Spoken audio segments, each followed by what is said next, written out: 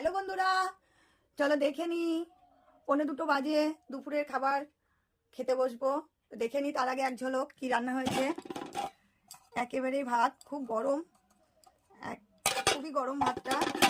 আছে শসা, তার সাথে আছে কাঁচা লঙ্কা, আছে বেগুন ভাজা, তার সাথে আছে পালং শাকের শীষ দিয়ে, গাজর দিয়ে, শসা দিয়ে, বেগুন দিয়ে, সব কিছু দিয়ে একটা সবজি।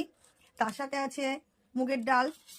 যারা মূলো খায় না তারা এরকম করে মূলো দিয়ে ডাল রান্না করতে পারেন।